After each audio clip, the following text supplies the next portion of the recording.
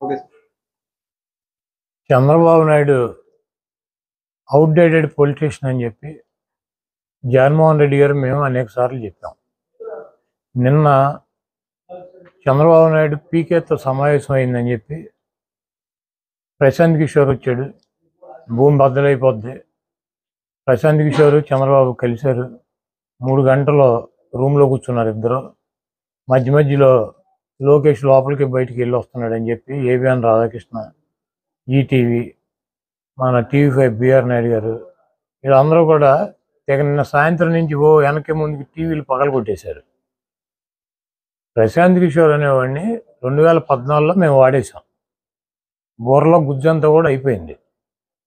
చంద్రబాబు లాగా ఒట్టిపోయిన గీతలాగా ఆయన్ని తీసుకెళ్ళి మళ్ళీ ఇప్పుడు ప్రశాంత్ కిషోర్ని తీసుకెళ్ళి పెట్టుకుని వ్యూహకర్త అంటాడు.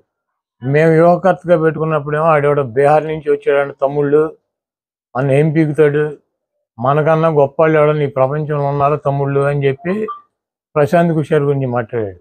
ఇదే రాధాకృష్ణ, ఇదే రామోజీరావు, ఇదే బిఆర్ నాయుడు ఏం చెప్పారు? చంద్రబాబు నాయుడు బాబాయిని చంపటానికి ప్రశాంత్ కిషోర్ ప్లాన్ చేసి ప్రజలను రెచ్చగొట్టి గెలిచాడు. కోడికత్తితో జగన్మోహన్ రెడ్డి గారు పొడిపించుకున్నాడు. వీటన్నిటికి కూడా ప్రశాంత్ కిషోరే ఉన్నాడు అన్నాడు. ఇప్పుడు చంద్రబాబు నాయుడు పేక్కోంచుకుంటాడా, లేకపోతే లోకేష్ తండ్రిని చంపుతాడా ప్రశాంత్ కిషోర్ ఆధ్వర్యంలో? ఇవన్నీ కూడా వాళ్ళకే తెలవాలి.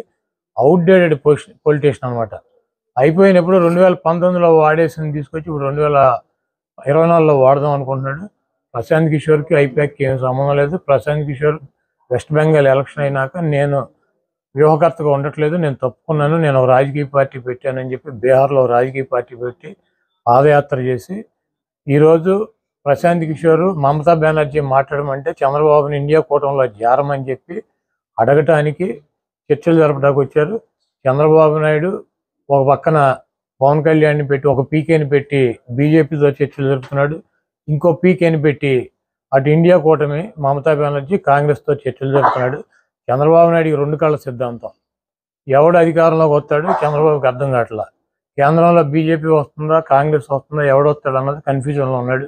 కాబట్టి వీళ్ళు కాకపోతే వాళ్ళు కాకపోతే వీళ్ళు ఇతర పీకేలను పెట్టుకున్నాడు. ఒక పీకేనేమో బీజేపీతో మాట్లాడుతూ ఉంటాడు, ఇంకో పీకేనేమో కాంగ్రెస్ ఇండియా కూటమితో మాట్లాడుతూ ఉంటాడు. ఇవన్నీ కూడా ప్రజలు గమనిస్తున్నారు. చంద్రబాబు నాయుడు ఏ పీకేని పెట్టుకున్నా జగన్మోహన్ రెడ్డికి